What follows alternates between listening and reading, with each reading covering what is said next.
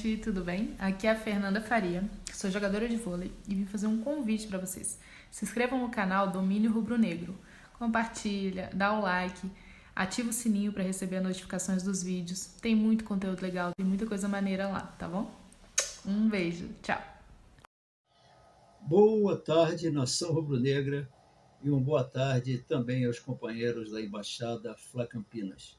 Estamos iniciando mais um Dois Toques pelo canal Domínio Rubro-Negro. Não deixe de dar o seu like para que o programa possa ser reconhecido pelo YouTube e recomendado. Como sempre, a gente inicia o programa falando de mercado da bola. Mas hoje nós não vamos iniciar, não. Nós vamos dedicar o programa ao mercado da bola. E vocês vão perguntar, mas como você vai falar do mercado da bola se o Flamengo não está contratando ninguém? É justamente por isso que nós vamos falar sobre o mercado da bola. Porque o Campeonato Brasileiro terminou dia 13 de novembro. Tem exatamente 2 meses e meio que o campeonato terminou. E o Flamengo não contratou ninguém até agora, a não ser o Gerson. Mas o Marcos Braz, o nosso vice-presidente e diretor de futebol, nos prometeu 4 contratações no período eleitoral. Então, eu não queria acreditar que era uma promessa eleitoreira, mas fui obrigado agora a realmente acreditar que foi uma promessa eleitoreira. Ele não contratou ninguém, perdemos 2 titulares e só contratou, quer dizer, para não dizer que não contratou ninguém, contratou o Gerson, repatriou o Gerson. Né? Mas ele está em débito, porque ele contratou um e nós perdemos 2 titulares. Agora, o Flamengo sabia que essa seria uma temporada atípica. Por que atípica? Por 2 motivos. Porque ela acabaria antes do que acaba normalmente, por causa da Copa do Mundo, acabou um mês antes, acabou dia 13 de novembro. E o Flamengo tem um calendário de 2023 totalmente diferente dos outros clubes brasileiros. Os outros clubes brasileiros têm todo o campeonato estadual, né, para se preparar para começar o Campeonato Brasileiro, com exceção do Palmeiras, que tinha a Supercopa para decidir com o Flamengo.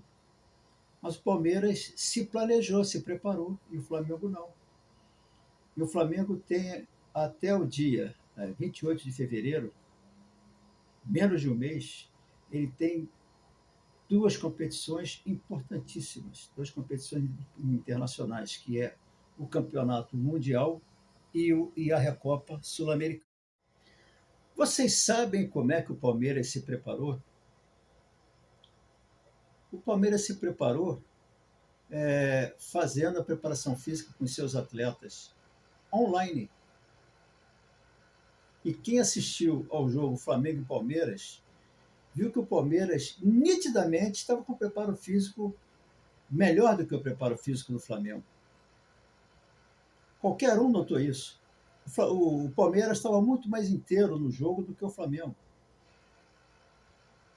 Agora, é imperdoável o Flamengo não ter se planejado, não ter feito um planejamento sabendo do que ia acontecer, sabendo que tinha uma temporada atípica e que ia ter coisas importantes para decidir. A partir do momento que ele ganhou a Libertadores, ele sabia que ia ter o Campeonato Mundial e que ia ter a Recopa Sul-Americana para disputar. E ele não se planejou. Eu não sei se por incompetência ou por displicência. Ou pior, se foi pelas 2 causas. Porque aí realmente é para você chegar e desmontar todo aquele departamento de futebol. E o Flamengo só vai conseguir subir de patamar se ele fizer uma reestruturação no seu departamento de futebol. E só quem pode fazer isso, quem tem capacidade para fazer isso, é o Rodolfo Landim, nosso presidente, que é o único que tem ascendência sobre o Marcos Braz. Então, se o Rodolfo Landim não meter o dedo nesse angu, o nosso patamar vai ser esse daí, porque essa diretoria não consegue fazer melhor do que isso que ela fez até agora. Você, para melhorar, para subir de patamar, você tem que reestruturar todo esse departamento de futebol, fazendo o quê? Retornando o Marcos Braz para o cargo dele, que é vice-presidente de futebol, cargo não remunerado. Mandar o Spindle, que no papel é o diretor de futebol, mas que não apita nada no departamento de futebol, colocar ele em qualquer setor do Flamengo, longe do futebol. E contratar um diretor de futebol profissional, experiente e competente para gerir esse futebol do Flamengo a partir desta temporada. E eu tenho certeza que esse profissional que for contratado, a primeira coisa que ele vai perceber é que a janela do Flamengo tem que mudar. A janela principal de contratações do Flamengo é essa janela de começo do ano, que começou agora dia 11 de janeiro e vai até 4 de abril. Essa é a principal janela do Flamengo.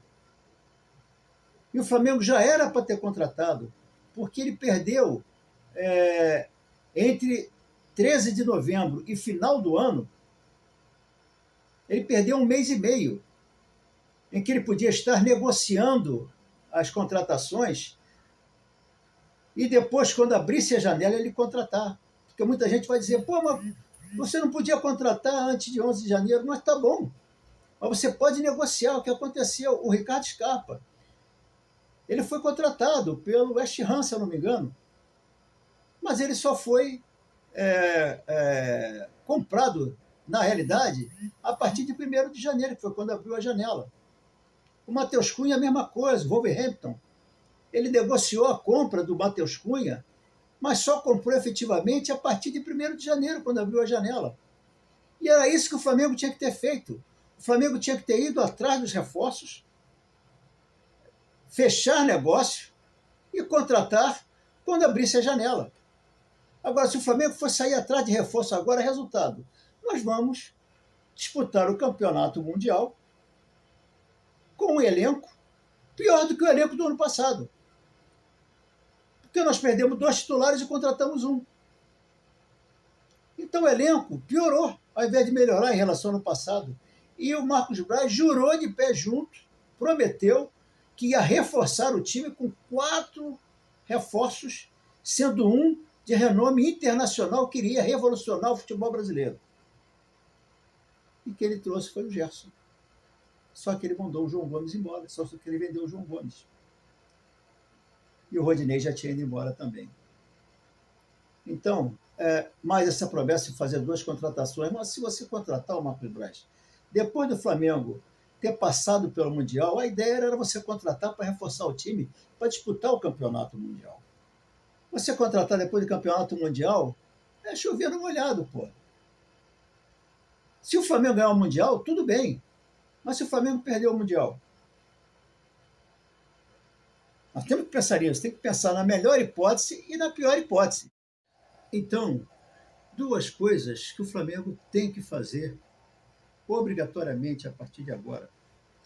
Primeiro, fazer a sua janela principal, a janela de final de ano, para você reformular o seu elenco, para contratar o seu elenco, para reformular o seu elenco para a próxima temporada. Sem dúvida nenhuma. E contratar um diretor de futebol.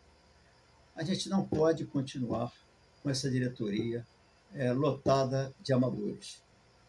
O Flamengo precisa subir o patamar dele, porque tem adversários chegando no patamar que ele está. O Palmeiras já chegou, o Corinthians está querendo chegar, e ele tem que subir de patamar para continuar liderando o Campeonato Brasileiro, o futebol brasileiro. Então, são 2 medidas urgentes que o Flamengo tem que fazer. Mudar o seu calendário principal de contratações e profissionalizar o seu departamento de futebol, reestruturar, inclusive o departamento médico. A gente tem sofrido muito com o nosso departamento médico nesses últimos anos. Então, essas são medidas que o Flamengo não deve deixar de fazer e só pode fazer se o presidente do Flamengo atuar. Se ele não atuar, nada vai acontecer, vai continuar o Marcos Braz como paizão dos jogadores lá, bateram nas costas do jogador, passando mão na cabeça do jogador, e técnico nenhum vai ficar no Flamengo. Então, urge que o Flamengo faça isso. Profissionalize, reestruture o seu departamento de futebol. Bom, galera, por hoje era isso que eu tinha que falar. Eu ia falar sobre algumas contratações que o Flamengo está pretendendo aí, mas isso aí nós falaremos amanhã. Quero desejar uma boa tarde para vocês, fiquem com Deus e até amanhã.